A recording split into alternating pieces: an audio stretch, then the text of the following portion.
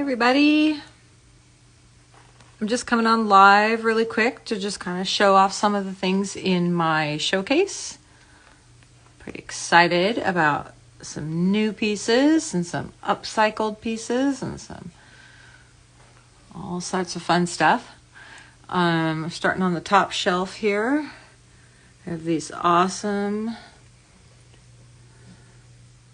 hey Jamil. So we have these awesome upcycled earrings. They were made from an old watch case, which is kind of cool. So this was a vintage, it's a style called a chiclet watch. And so this and this piece would have been together, and the watch face would be right in the center. But I decided to upcycle them and add these awesome bracelets from Steve Green of Rough and Ready bracelets. They are super pretty. And I have my upcycled vintage watch chain with a blue flash moonstone necklace. And this necklace is 30 something inches long, and it can be worn in like a ton of different ways. So it can be doubled up like this. It can be worn with the lariat down the front or down the back. Super cool. I've got these really beautiful, these are called Nevada. They have these really cool dendrite inclusions within the gem in this ombre kind of purple. Pardon my nails, I'm in the middle of working on projects. And then these really pretty kind of grayish, pinkish toned pearls on top in 14 karat white gold. By the way, this one, yeah, I don't remember what this, I don't remember. What am I talking about? I don't know. These are really fun. So these are sunstone from Tanzania. They were cut in Idar Oberstein in Germany. If you look really close, you can see that sparkly glitter, like Schiller effect, which I really love. So this pair is called Helios, and basically named for the sun. And then we do have a really cool pair on top of Oregon sunstone with that beautiful Schiller. So you can see how in that gem, when it's catching the light, the little line or plane of copper inclusions catch the light and give us a phenomena called Schiller effect. So it's two forms of feldspar, two forms of sunstone, but from two different parts of the world. It's one of the things I love best about jewelry, actually, is that we can bring gems together from parts of the world that never would have been combined before. This ring is called Isotrap, and it is a purple trapezoid shaped sapphire. Really beautiful, definitely more of a purpley blue. This one is called Shield. Both of these rings are set in 14 karat. This is 14 karat white gold. Definitely more of like an amethyst type of purple. Super pretty, super wearable. Both natural color sapphire. Yep, that happened. Everything's fine. Don't worry. This really cool pair of earrings. These gems. This one's called Mandarin. These are Mandarin garnets, and they're cut in Idar Oberstein in Germany. And then the cool thing about this is also another upcycled design. So this used to be a long pin, and I cut it in half and removed the weird little center that wasn't very attractive. But you can see it's got all the original vintage engraving. Kind of cool. One of my passions is upcycling jewelry, so I want to take old vintage pieces like these, but modernize them, make them fresh. Kind of cool. All right. Don't mind me. Shield it back up where it belongs. I'll give it a little steam in a minute. And then this is this really cool tray is made by, oh gosh, it's Uncommon Objects. Oh, I'm terrible for not remembering.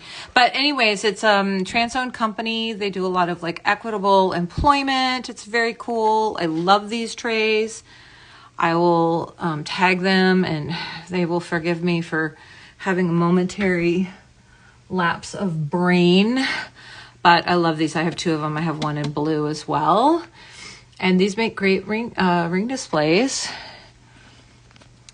So I have Rainier, my Montana Sapphire ring, Montana Sapphire set in a bezel, like a little lake in Mount Rainier's outline.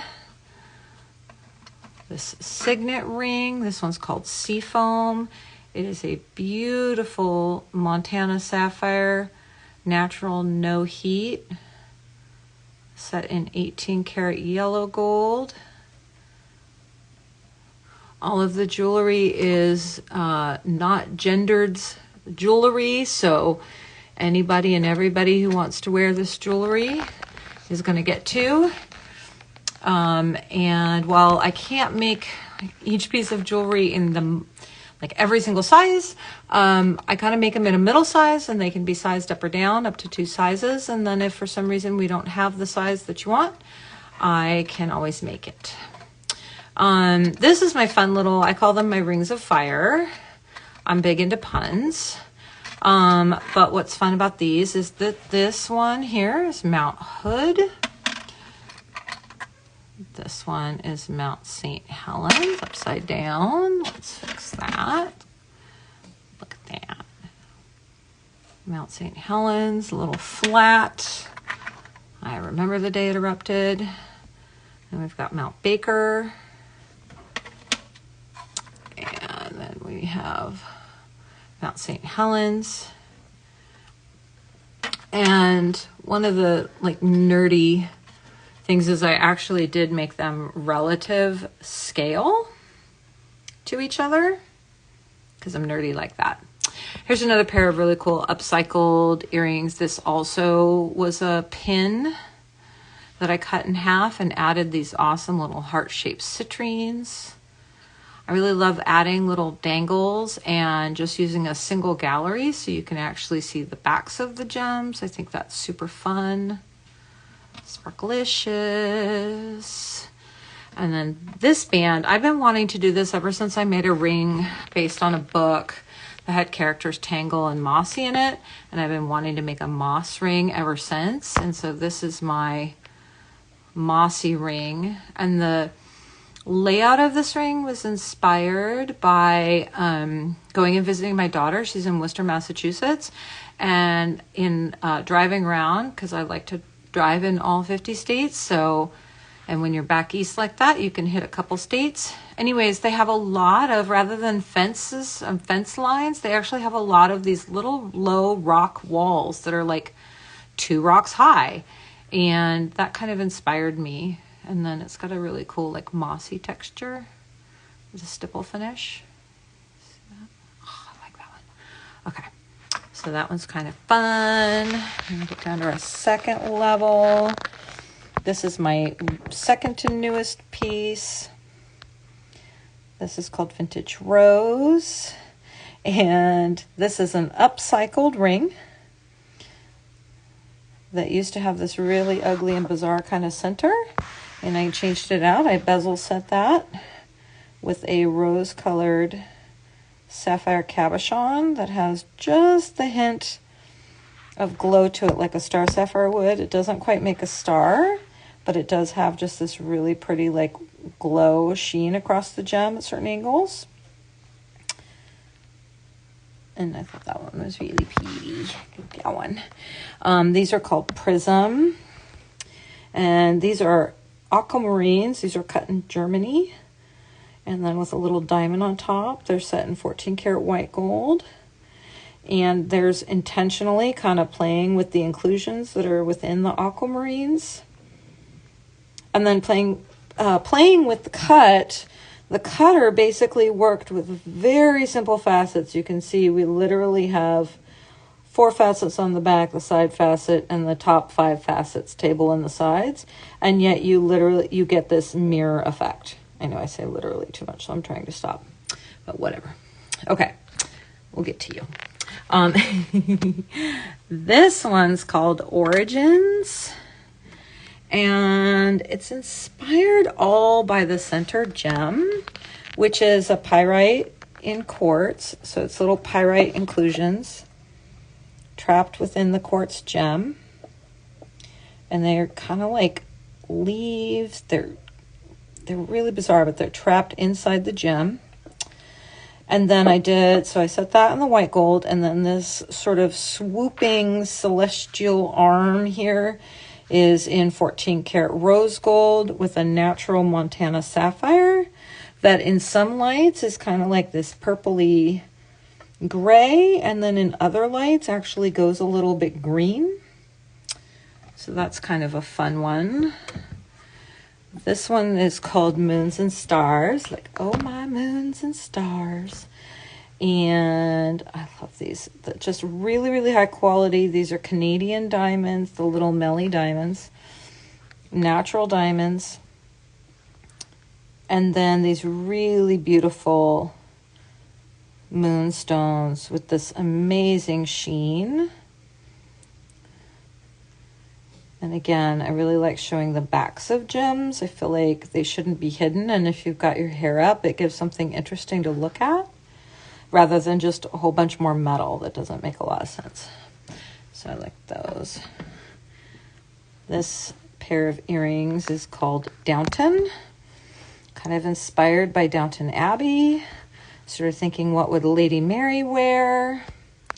Really rich, deep, deep red garnets, again by Steve Green. These briolette garnets have a really unusual cut too. They go to an interesting point at the bottom. So it's not just your typical teardrop shape. It's a more geometric. And then of course, really beautiful diamonds as well. And then these are black spinel, and I actually set them with the point facing forward. Because we all know that Mary, Lady Mary, had a little bit of an edge, didn't she? I think she did. She's a little sharp, I think that. And then, of course, this bad boy. So this is called Celine. And this is a fun one to make. So it started with me purchasing this beautiful black druzy agate, and the druzy is the microcrystalline formation. So if you picture like a miniature geode, it has a rough texture to it. I created this 14 karat rose gold bezel. Sorry, it's got a few fingerprints on it. Rose gold bezel here, and you're like, but Mary, how is it set? It's closed on the back, but open on the top. It's actually set with these laser welded pins that hold it in place, so we get this really cool floaty look. And then dangling on a double rivet down below is this beautiful concave cut garnet. Deep, deep, rich red garnet, and I've sculpted the setting and even the back. It's really beautiful, very refined, very nice. And then, so once I picked this garnet, I was like, oh yeah, I know exactly what I'm doing. I'm gonna put this with this, but then it's like, okay, but then what? So then I have these really cool black spinel beads. These are cut in Idar Oberstein, and they just have so much sparkle. Even if you're wearing them against black, you get a lot of sparkle. And then I paired that with these rich garnet beads, and then more of the black spinel. And then these help keep the strands separate on the neck. And then it does have an adjustable clasp. So it can be clasped into this big ring, or it can be clasped into any one of these rings. So we can really play with length. And then of course, just because we want things to be pretty from the back, I did this fun little dangle pear-shaped cabochon. A littlest drop of blood. a little goth, but a little pretty, and a little princessy, but a little fancy. And then these ones are called El Corazon. This was also a pin that I took apart, and I had to flip it around and deconstruct it and reconstruct it. Little briolettes of rose quartz, and then checkerboard cut garnets on top. El Corazon because the shape kind of reminds me of a anatomical heart. Oh yeah, I gotta put the earring backs on those. I borrowed them for something for a photograph and never put them back. Anyways, that was called El Corazon. And then this is the piece I just finished, and you might have seen me doing this in my live crafting, and I still have to name it. But this is the Inclusivity branch.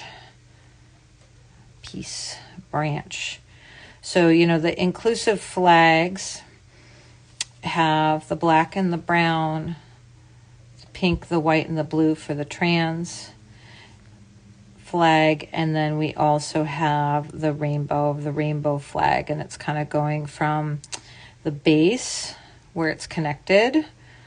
And it helps us remember that under the LGBTQ plus spectrum, everybody is part of the same family and part of the same tree. And although they may have slightly different experiences, we all have to look out for each other.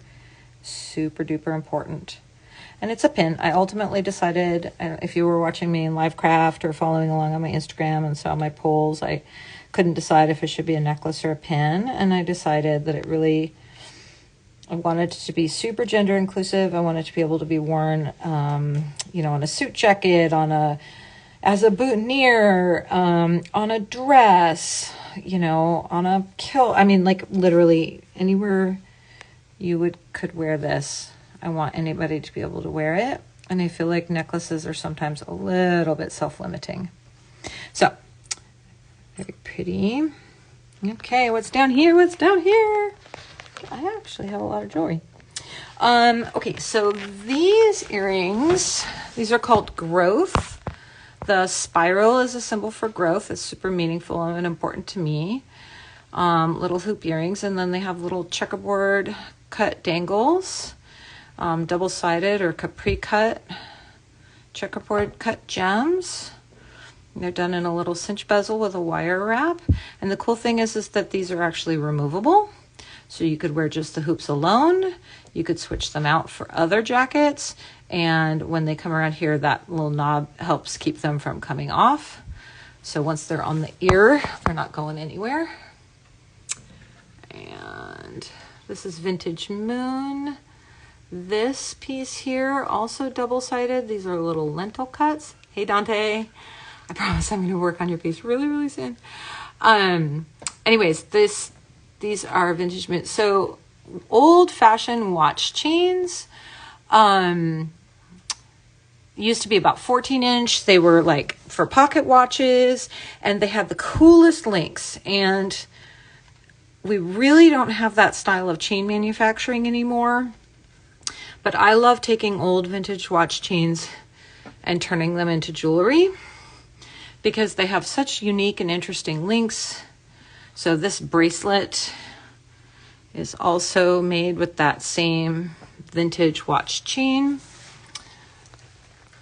Another Druzy gem. This piece is called Locked. Look at this sparkle. This is a Druzy agate that I purchased from Max Davis, who's down in California. He's like 97, 98 years old. And he sells all kinds of really interesting gems. And then this style, basically you just wrap the chain around and through. So it's very versatile and it sits very flat on the neck. It's very fun. These are also little upcycled hoop earrings with amethyst briolets.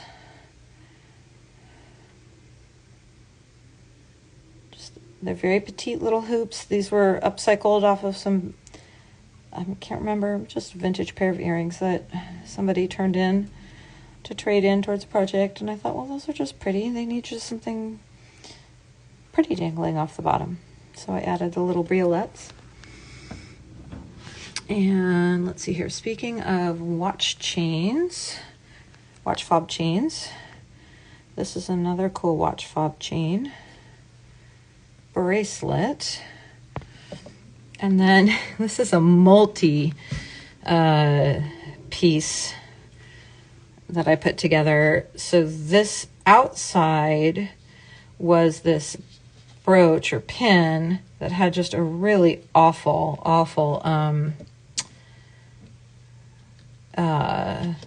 broken amethyst in the center, but I thought it was really, really pretty. And then this piece here is an old uncarved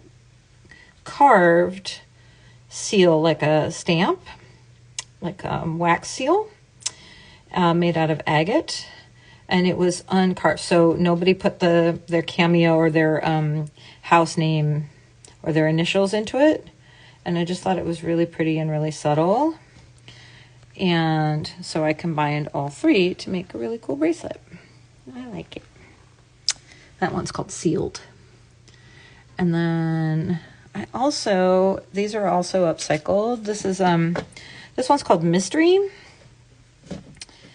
And it's called Mystery because it is a tourmaline, but it has a lot of like really cool inclusions within the gem. It's also kind of a mystery. It's a little bit bluish green gray up top and a little bit purple down below.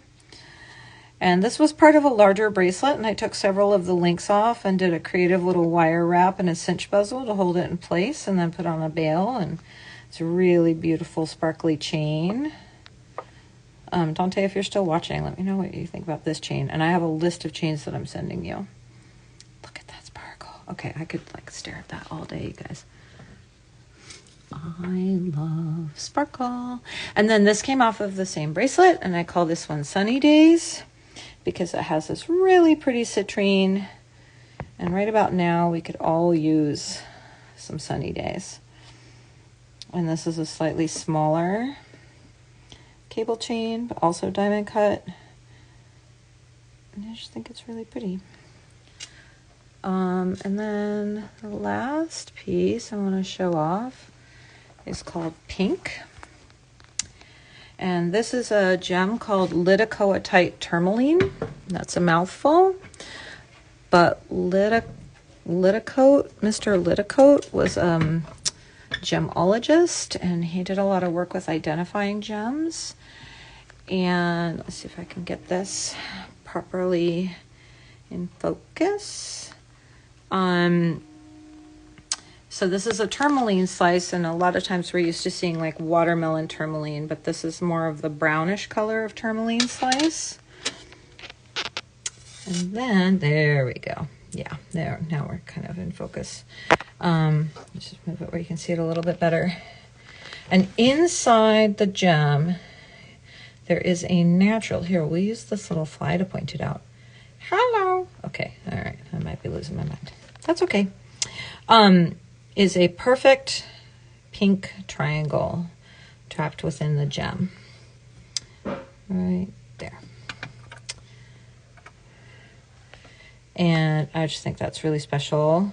So Lidicoatite tourmaline as opposed to watermelon tourmaline. Watermelon tourmaline has rounded edges on the triangles, and Lidicoatite has straight edges.